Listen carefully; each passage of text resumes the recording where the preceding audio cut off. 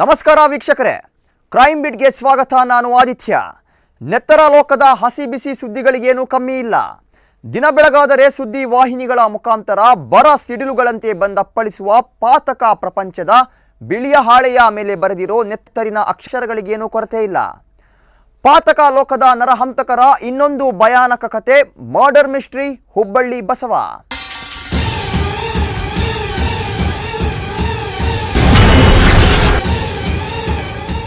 S ವೀಕ್ಷಕರೇ, ಈ ನರಹಂತಕರಿಗೆ ಕೊಲೆ ಮಾಡುವುದಂದ್ರೆ ಅದೇನು ಖುಷಿನೋ. ಉತ್ತರ ಕರ್ನಾಟಕ ಅಂದರೆ ಬರಗಾಲ ನಮ್ಮ ಕಣ್ಣ ಮುಂದೆ ಬರುತ್ತೆ. ಬರದ ನಾಡಿನಲ್ಲಿ ಕುಡಿಯೋ ನೀರಿಗೆ ಬರ ಇರ್ಬೋದು, ಆದರೆ ನಡೆಯುವ ಕೊಲೆಯಿಂದ ಹರಿಯುವ ರಕ್ತದ ಕೋಡಿಗೆ ಬರವಿಲ್ಲ. ಅದೆಷ್ಟೋ ರಕ್ತ ಸಿಕ್ತ ಇತಿಹಾಸದ ಪುಟಗಳು ಈ ಕಪ್ಪು ಮಣ್ಣಿನಲ್ಲಿ ಬರೆಯಲ್ಪಟ್ಟಿವೆ. ಇತ್ತೀಚೆಗೆ ನಡೆದ ಭಯಾನಕ ಕೊಲೆಯ ಸುತ್ತ ಇಂದಿನ ಕ್ರೈಮ್ ಬೇಟ್.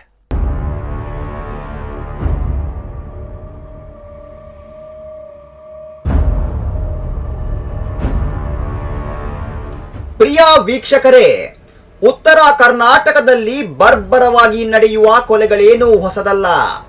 ಬರದ ನಾಡಿನಲ್ಲಿ ಕುಡಿಯೋ ನೀರಿಗೆ ಬರ ಇರ್ಬೋದು, ಆದರೆ ನಡೆಯುವ ಕೊಲೆಯಿಂದ ಹರಿಯುವ ರಕ್ತದ ಕೋಡಿಗೆ ಬರವಿಲ್ಲ.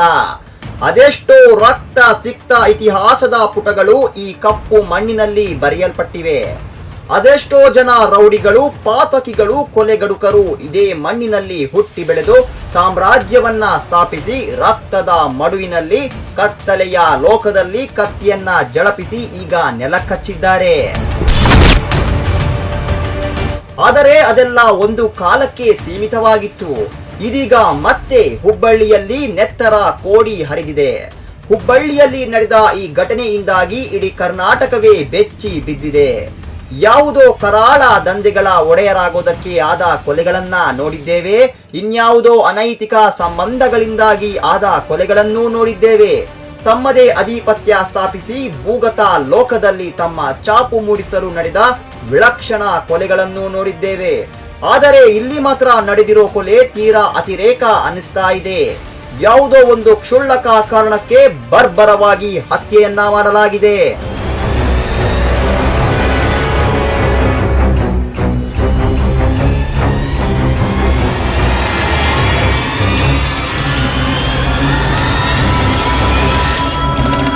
ಅವತ್ತು ಶುಕ್ರವಾರ 23ನೇ ನವೆಂಬರ್. ಕೆಂಪನೆ ಉರಿಯುತ್ತಿರುವ ಸೂರ್ಯನ ಬಿರು ಬಿಸಿಲಿನ ತಾಪಮಾನದ ನಡುವೆಯೂ ಹುಬ್ಬಳ್ಳಿ ಶಾಂತವಾಗಿತ್ತು. ಉರಿಯೋ ಸೂರ್ಯ ಪಶ್ಚಿಮದ ಕಡಲಿನಲ್ಲಿ ಮುಳುಗಿದ್ದೇ ತಡ. ಯಾರೂ ಊಹಿಸಲಾಗದ ರೀತಿಯಲ್ಲಿ ಒಂದು ಕೊಲೆ ನಡೆದೇ ಹೋಯಿತು. ನೋಡಿ, ಆಗಲೇ ಕಪ್ಪು ಮಣ್ಣಿನಲ್ಲಿ ಕೆಂಪು ರಕ್ತದ ಕಲೆಗಳು. ಎಸ್, ಅದು ಹುಬ್ಬಳ್ಳಿಯ ಚಬ್ಬಿ ಗ್ರಾಮ. ಇಲ್ಲಿಯ ತನಕ ಸಣ್ಣ ಪುಟ್ಟ ಗುಂಪು ಘರ್ಷಣೆಗಳು ನಡೆಯುತ್ತಿದ್ದರೂ ಎಲ್ಲರೂ ಒಂದೇ ಕುಟುಂಬದಂತೆ, ಅಣ್ಣ ತಮ್ಮಂದಿರಂತೆ ಬದುಕುತ್ತಿದ್ದ ಊರು. ಇಂಥ ಊರಲ್ಲೇ ನಡೆಯಿತು ರಾಜಕೀಯ ಮುಖಂಡನೊಬ್ಬನ ಭಯಂಕರ ಭೀಕರ ಹತ್ಯೆ.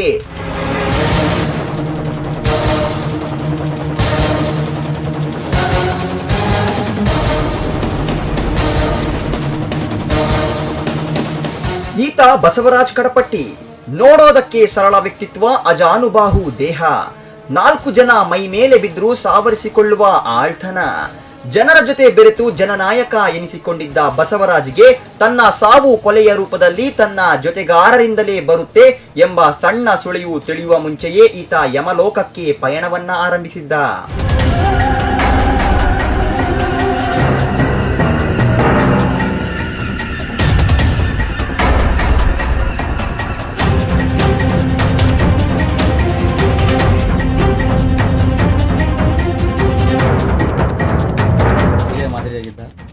ಒಳ್ಳೆಯ ಒಟ್ಟೆ ಅದಕ್ಕೂ ಇದು ಮಾಡ್ತಿದ್ದಿಲ್ಲ, ಧೈರ್ಯ ಇದ್ದ.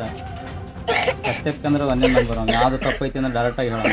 ಧೈರ್ಯಂಗೂ ಭಾಳ ಐತ್ರಿ. ಆದರೆ ಅವ್ನಿಗೆ ಇಂಥ ಗತಿ ಬರಬಾರ್ದಿತ್ತು. ತಪ್ಪು ಮಾಡಿದ್ರೆ ಯಾರೇ ಆಗಲಿ ಶಿಕ್ಷೆ ಆಗ್ಬೇಕು ಅನ್ನೋದು, ಒಂದು ನ್ಯಾಯ ದೊರಕಿಸ್ಕೊಡ್ಬೇಕು ಅನ್ನೋದು ನಮ್ಮ ಊರಿಂದ ಅಥವಾ ನಮ್ಮ ಎಲ್ಲ ಇದರಿಂದ ಕಳಕಳಿ ಮಾಡ್ಕೊತೀವಿ ಗೌರ್ಮೆಂಟ್ನವ್ರಿಗೆ. ನಾವು ಅವ್ನಿಗೆ ಆತ್ಮಕ್ಕೆ ಶಾಂತಿ ಸಿಗಲಿ ಅಂತ ಹೇಳ್ತೀವಿ. ಪಾಪ ಸಣ್ಣ ಹುಡುಗದ, ಇವಂಗೂ ಏನು ಅವರು ಹಿನ್ನೆಲೆ ಏನು ಅಂತ ಏನು ಶ್ರೀಮಂತರಲ್ಲ, ಅವರು ಬಡವ್ರು ಅದಾರ. ಅವ್ರಿಗೆ ಹಿಂಗೂ ಏನಾರ ಒಂದು ಇದು ಮಾಡ್ಬೇಕು, ಅವ್ನು ನ್ಯಾಯ ದೊರಕಿಸ್ಕೊಡ್ಬೇಕಂತ ಅಷ್ಟೇ ಕೇಳ್ಕೊಂತೀವಿ. ಯಾವಾಗ ಆಗೈತೆ ಸರ್ ಇದು? ನೀನು ರಾತ್ರಿ ಏನೋ ಆಗೈತೆ ಅಂತ ರೀ. ಹಾಂ, ಎಲ್ಲಿ ಹೋಗಿದ್ರು ಸರ್ ಇವರು? ಇವ್ರು ರಾತ್ರಿ ಏನೋ ಇದಕ್ಕೆ ಕೋಳಿ ಫಾರ್ಮ್ ಹೋಗ್ತಾನಂತೆ ಹೋಗಿದ್ರು ಅಂತ ರೀ. ಹಾಂ ರೀ. ಇವ್ರು ಯಾರ್ದಾರ ಜೊತೆ ವೈಷಮ್ಯ ಐತೇನ್ರಿ? ಏನಿಲ್ಲ, ಆ ಥರ ಏನಿಲ್ಲ ರೀ. ಎಲ್ಲರ ಜೊತೆಗೆ ಹೊಂದ್ಕೊಂಡು ಹೋಗ್ತಿದ್ದಾರೆ. ಹಾಂ ರೀ. ಒಳ್ಳೆ ಮನುಷ್ಯ. ಹಿನ್ನೆಲೆ ಮಾತ್ರ ಎಲ್ಲ ರೀತಿಯಿಂದನೂ ಇವು ಬಂದ್ಮೇಲೆ ನಮ್ಮ ಊರಿಗೆ ಭಾರಿ ಇಂಪ್ರೂವ್ಮೆಂಟ್ ಆಗೈತೆ ರೀ. ಎಲ್ಲ ಮಸ್ತ್ ಈಗ ಎಲ್ಲ ಕೆಲಸ ಆಗತ್ತವು ಎಲ್ಲ ನಮ್ಮ ಊರೊಳಗೆ ಇಷ್ಟು ವರ್ಷ ಕಾಣದ್ದು ಕಾಮಗಿರಿ ಎಲ್ಲ ಇವನ್ನ ಮಾಡಾಯ್ತು. ಒಳ್ಳೆ ವ್ಯಕ್ತಿಗಿದ್ದು ಅಧ್ಯಕ್ಷ ಎಷ್ಟು ದಿನ ಆತ್ರಿ? ಈಗ ಒಂದು 2 ತಿಂಗಳು ಏನೋ ಆಗಿರ್ಬೇಕು ರೀ. ಈಗ ರೀಸೆಂಟಾಗಿ ಆಗ್ಯಾವ. ರೀಸೆಂಟಾಗಿ ಆಗೈತೆ. ಮತ್ತೇನಾದರೂ ಈಗ ರಾಜಕೀಯ ಸಂಬಂಧ ಏನಾದರೂ ಆ ಥರ ಏನಿಲ್ಲ ರೀ. ಎಲ್ಲರ ಜೊತೆಗೂ ಒಳ್ಳೆ ವ್ಯಕ್ತಿ, ಎಲ್ಲ ಹೊಂದ್ಕೊಂಡು ಹೋಗ್ತಿದ್ದಾರೆ ಎಲ್ಲರ ಜೊತೆಗೂ. ಈಗ ಸಣ್ಣ ನಮ್ಮಂಥ ವರ್ಗಿದು ಎಲ್ಲರೂ ಮದುವೆ ಆಗಿದ್ದಾರೆ ಅಮ್ಮ. ಎಲ್ಲರೂ ಚೆಂದಾಗಿ ನೋಡ್ಕೊಂಡು ಇಲ್ಲ ಅದು ಮಾಡ್ರಿ ಇದು ಮಾಡ್ರಿ, ಎಲ್ಲರಿಗೂ ಒಂದು ಚಟನೂ ಇಲ್ಲ, ಒಂದು ಏನು ಇದನ್ನು ಮಾಡ್ತಿದ್ದಿಲ್ಲ ನಾವು. ಸರ್ ಅವ್ರು ಎಷ್ಟು ಮಂದಿ ಹೋಗಿದ್ರಿ ನಿನ್ನೆ? ಗೊತ್ತಿಲ್ಲ ರೀ. ಅದು ಏನೋ 3 ಜನ ಏನೋ ಹೋಗಿದ್ರಂತ್ರಿ, ಅದು ಗೊತ್ತಿಲ್ಲ ನಮಗೆ. ಅಂದ್ರೆ 3 ಮಂದಿ ಒಳಗೆ ಇವ್ರಿಗೆ ಏನು ಹೊಡ್ತಿರುತ್ತೆ ಮತ್ತು ಬೇರೆ ಯಾರಿಗೂ ಅವ್ರಿಗೇನೋ ಇನ್ನೊಬ್ರಿಗೇನೋ ಪೆಟ್ಟಾಗೈತೆ ಅಂದ್ರೆ ಅವ್ರು ಐಸೋದಾಗ ಏನೋ ಅದಾರಂತ್ರಿ. ಹೌದು, ಅವ್ರದ್ದು ಸೀರಿಯಸ್ ಐತ್ರಿ. ಅದು ನೋಡಿಲ್ಲ ರೀ, ಗೊತ್ತಿಲ್ಲ ನಮಗೆ. ಅವ್ರು ಏನೋ ದವಾ ಹಾಸ್ಪಿಟ್ಲ್ ಆಗಿದಾರಂತ, ಇನ್ನೊಬ್ಬ ಹುಡುಗ ಅಲ್ಲೇ ಇದ್ದಾನೆ. ರಾಜಕೀಯ ಅಂತ ವೈಷಮ್ಯ ಇಲ್ರಿ. ಇಲ್ರಿ, ಆ ಥರ ಏನಿಲ್ಲ. ಎಲ್ಲರ ಜೊತೆಗೂ ಹೊಂದ್ಕೊಂಡು ಹೋಗ್ಯಾನ್ರಿ ನಾವು, ಯಾರ ಜೊತೆಗೂ ಇದು ಮಾಡಿಲ್ಲ ರೀ. ಎಲ್ಲರಿಗೂ ಸಣ್ಣ ಒಂದು ಮಕ್ಕಳು ಕೇಳಿದ್ರು ಎಲ್ಲರೂ ಅವರೇ ಹೇಳ್ತಾರೆ, ಅವ್ನಿಗೆ ಅಷ್ಟ ಮರ್ಯಾದೆ ಕೊಡೋರು ಎಲ್ಲರೂ, ದೊಡ್ಡರಿಂದ ಹಿಡಿದು ಸಣ್ಣವ್ರ ತನಕ ಎಲ್ಲರೂ ಮರ್ಯಾದೆ ಕೊಡೋರು. ಒಳ್ಳೆ ವ್ಯಕ್ತಿ, ಒಳ್ಳೆ ಇದಂತೆ.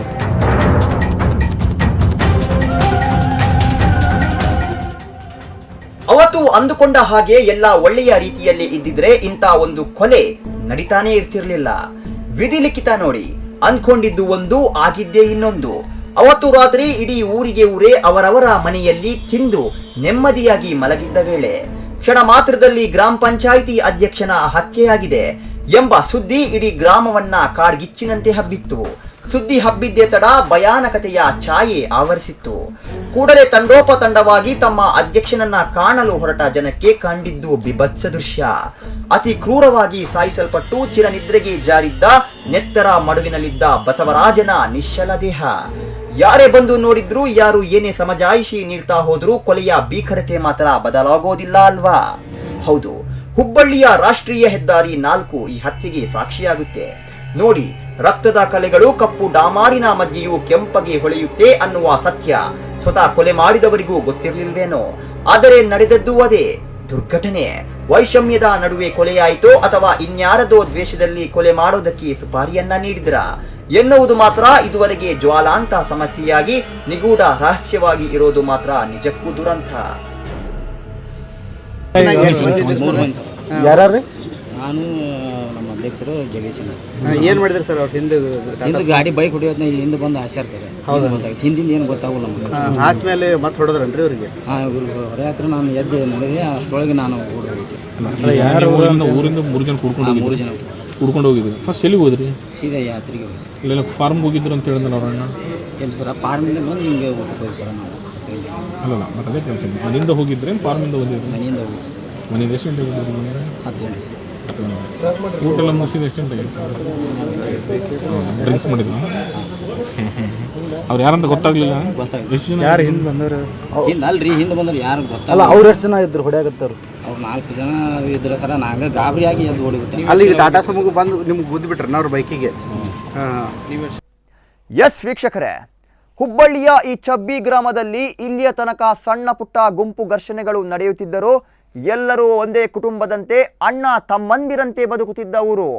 ಇಂಥ ಊರಲ್ಲೇ ನಡೀತು ರಾಜಕೀಯ ಮುಖಂಡನೊಬ್ಬನ ಭಯಂಕರ ಭೀಕರ ಹತ್ಯೆ. ಇದರ ಇನ್ನಷ್ಟು ಮಾಹಿತಿಯನ್ನ ತೋರಿಸೋಣ ಒಂದು ಸಣ್ಣ ವಿರಾಮ.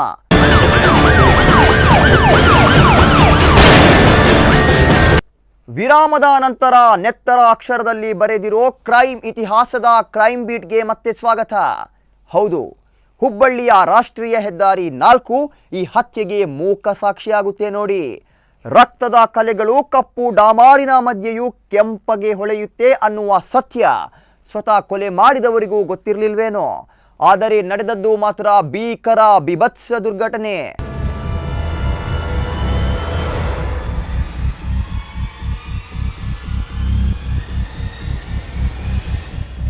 ಅವತ್ತು ರಾತ್ರಿ ಸರಿಸುಮಾರು 10:25 ಬಸವರಾಜ್, ಜಗದೀಶ್ ಹಾಗೂ ಮೈಲಾರಿ 3 ಜನ ಸೇರಿ ಬಜಾಜ್ ಪಲ್ಸರ್ನಲ್ಲಿ ರಾತ್ರಿ ರಾಷ್ಟ್ರೀಯ ಹೆದ್ದಾರಿ ಪಕ್ಕದಲ್ಲಿರುವ ಯಾತ್ರಿ ನಿವಾಸಕ್ಕೆ ಊಟಕ್ಕೆಂದು ಹೋಗಿದ್ದಾರೆ. ಹೋಗಿ 3 ಜನ ಊಟಕ್ಕೆ ಆರ್ಡರ್ ಮಾಡಿದ್ದಾರೆ ಮತ್ತು ನೆಮ್ಮದಿಯಿಂದ ಊಟ ಮಾಡಿದ್ದಾನೆ ಕೊಲೆಯಾದ ಬಸವರಾಜ. ಆದರೆ ವಿದ್ಯಾಟ ಅಂದ್ರೆ ಇದೇ ನೋಡಿ, ಆ ಹೊತ್ತಿನ ಊಟವೇ ಅವನಿಗೆ ಕೊನೆಯ ಊಟವಾಗಿರುತ್ತೆ.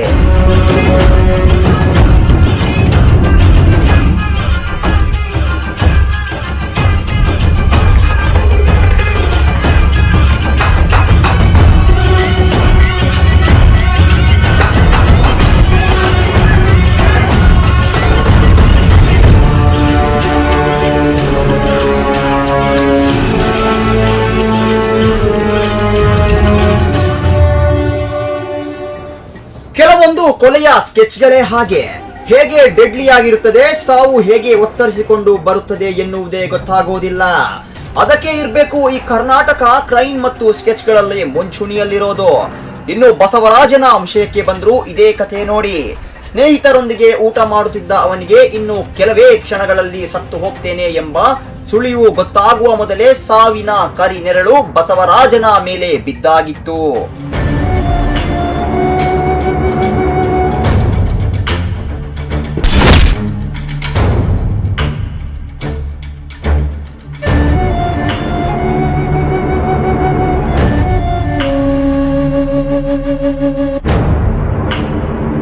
ಕೆಲವೊಂದು ಕೊಲೆಯ ಸ್ಕೆಚ್ಗಳೇ ಹಾಗೆ.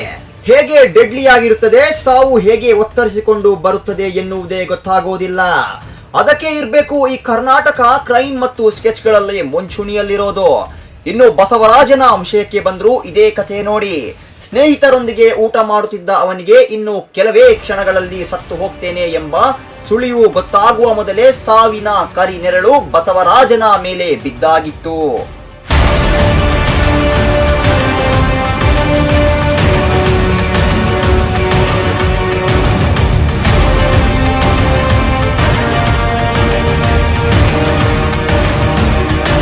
ಸುಮಾರು 12 ಗಂಟೆ ಹೊಟ್ಟೆ ತುಂಬಾ ಗಡ್ಗಾಗಿ ಊಟ ಮಾಡಿ ಹೋಟೆಲಿನಿಂದ ಹೊರಟ ಬಸವರಾಜ್ ಬೈಕ್ ಅಂಗಡಿ ಕ್ರಾಸ್ ಬಳಿ ಬರುತ್ತಿದ್ದಂತೆ ಟಾಟಾ ಸುಮೋ ವಾಹನವೊಂದು ಬಸವರಾಜ್ ಬೈಕ್ಗೆ ಹಿಂಬದಿಯಿಂದ ಬಂದು ಡಿಕ್ಕಿ ಹೊಡೆದಿದೆ. ಡಿಕ್ಕಿ ಹೊಡೆದ ರಭಸಕ್ಕೆ ಬೈಕ್ ಚಲಾಯಿಸುತ್ತಿದ್ದ ಮೈಲಾರಿ ಹಾಗೂ ಮಧ್ಯದಲ್ಲಿ ಕುಳಿತಿದ್ದ ಬಸವರಾಜ ಕಡಪಟ್ಟಿ ಹಾಗೂ ಹಿಂದೆ ಕೂತಿದ್ದ ಜಗದೀಶ್ ಮೂವರು ಕೂಡ ಕೆಳಕ್ಕೆ ಬಿದ್ದಿದ್ದಾರೆ. ಹಿಂದೆ ಕೂತಿದ್ದ ಜಗದೀಶ್ ಗಂಭೀರವಾಗಿ ಗಾಯಗೊಂಡ ಕಾರಣ ಅವನ ಮೇಲೆ ಹಂತಕರು ಏನೂ ಮಾಡದೆ ಬಿಟ್ಟಿದ್ದಾರೆ. ಅಲ್ಪ ಸ್ವಲ್ಪ ಗಾಯಗಳಾಗಿ ಪಕ್ಕದಲ್ಲೇ ಬಿದ್ದಿದ್ದ ಬಸವರಾಜ್ ಮಾತ್ರ ಹಂತಕರ ಕೈಯಿಂದಲೇ ಫಿನಿಶ್.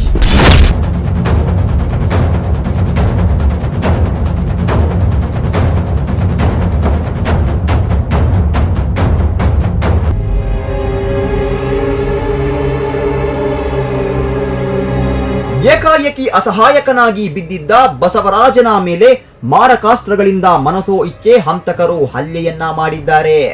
ಇದರ ಪರಿಣಾಮವಾಗಿ ಬಸವರಾಜ ಸ್ಥಳದಲ್ಲೇ ನರಳಿ ಪ್ರಾಣ ಬಿಟ್ಟಿದ್ದಾನೆ. ಬಸವರಾಜ ಮೇಲೆ ಮುಗಿಬಿದ್ದ ಹಂತಕರ ಕ್ರೌರ್ಯವನ್ನ ಕಂಡ ಮೈಲಾರಿ ಮಾತ್ರ ಹಂತಕರಿಂದ ತಪ್ಪಿಸಿಕೊಂಡು ಬಚಾವಾಗಿದ್ದಾನೆ. ಯಾರ್ಯಾರು? ನಾನು ನಮ್ಮ ಅಧ್ಯಕ್ಷರು ಜಗದೀಶ್. ಏನು ಮಾಡಿದ್ರಿ ಸರ್ ಅವ್ರು ಹಿಂದೆ? ಗಾಡಿ ಬೈಕ್ ಹೊಡಿಯೋದ್ನ ಹಿಂದೆ ಬಂದು ಆಶ್ಚರ್ಯ ಸರ್. ಹೌದು ಗೊತ್ತಾಗಿತ್ತು. ಹಿಂದಿಂದ ಏನು ಗೊತ್ತಾಗಲ್ಲ ನಮ್ಗೆ. ಆದ್ಮೇಲೆ ಮತ್ತೆ ಹೊಡೆದ್ರನ್ರಿ ಅವ್ರಿಗೆ? ಹಾಂ, ಇವ್ರು ಹೊಡೆಯತ್ರ ನಾನು ಎದ್ದು ನೋಡಿದೆ. ಅಷ್ಟರೊಳಗೆ ನಾನು ಯಾರು ಊರಿಂದ 3 ಜನ ಕುಡ್ಕೊಂಡು ಹೋಗಿದ್ರು. ಫಸ್ಟ್ ಎಲ್ಲಿಗೆ ಹೋದ್ರಿ? ಸೀದಾ ಯಾತ್ರೆಗೆ ಹೋಗಿ ಸರ್. ಇಲ್ಲೆಲ್ಲ ಫಾರ್ಮ್ ಹೋಗಿದ್ರು ಅಂತ ಹೇಳಿದ್ರೆ ಅವ್ರನ್ನ ಎಲ್ಲಿ ಸರ್? ಫಾರ್ಮಿಂದ ಬಂದು ಹಿಂಗೆ ಹೋಗಿ ಸರ್. ಅಲ್ಲಲ್ಲ, ಮತ್ತೆ ಅದೇ ಕೆಲಸ. ಮನೆಯಿಂದ ಹೋಗಿದ್ರೆ ಫಾರ್ಮಿಂದ ಹೋಗಿದ್ರಿ? ಮನೆಯಿಂದ ಹೋಗಿ ಸರ್. ಮನೆಯಿಂದ ಎಷ್ಟು ಗಂಟೆಗೆ ಹೋಗಿದ್ರಿ? 10 ಗಂಟೆ ಸರ್. ಊಟ ಎಲ್ಲ ಮುಗಿಸಿದ ಎಷ್ಟು ಗಂಟೆಗೆ? ಡ್ರಿಂಕ್ಸ್ ಮಾಡಿದ್ರು?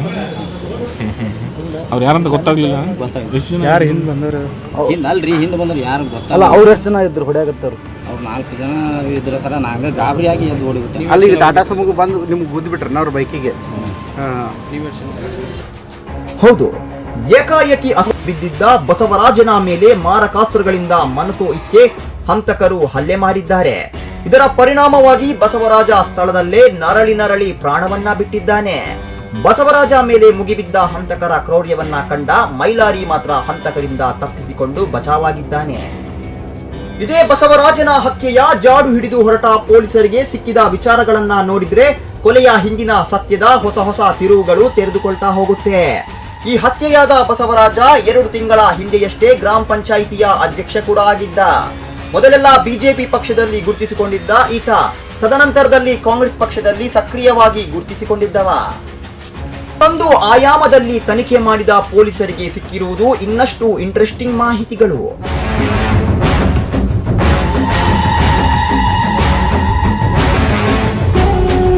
ಮಾಜಿ ಗ್ರಾಮ ಪಂಚಾಯಿತಿ ಅಧ್ಯಕ್ಷನ ನಡೆ ಅಲ್ಲಿನ ಜನತೆಗೆ ಅನುಮಾನವನ್ನ ತರಿಸಿತ್ತು.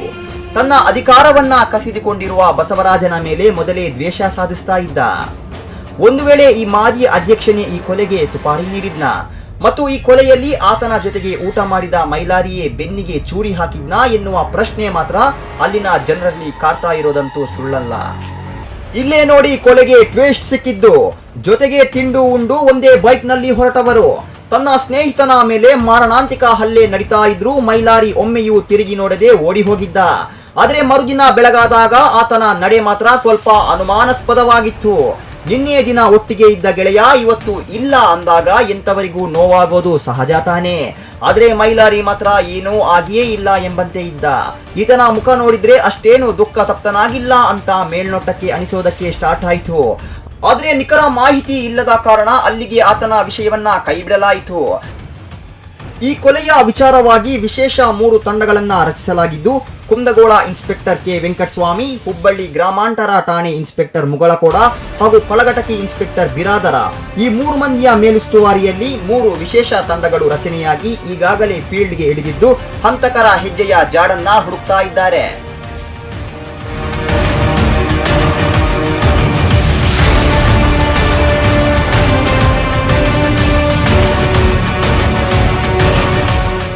ಏನೇ ಇರಲಿ, ತಮ್ಮ ನೆಚ್ಚಿನ ನಾಯಕನನ್ನ ಕಳೆದುಕೊಂಡ ದುಃಖದಲ್ಲಿ ಚಬ್ಬಿ ಗ್ರಾಮದಲ್ಲಿ ಸೂತಕದ ಛಾಯೆ ಆವರಿಸಿದೆ.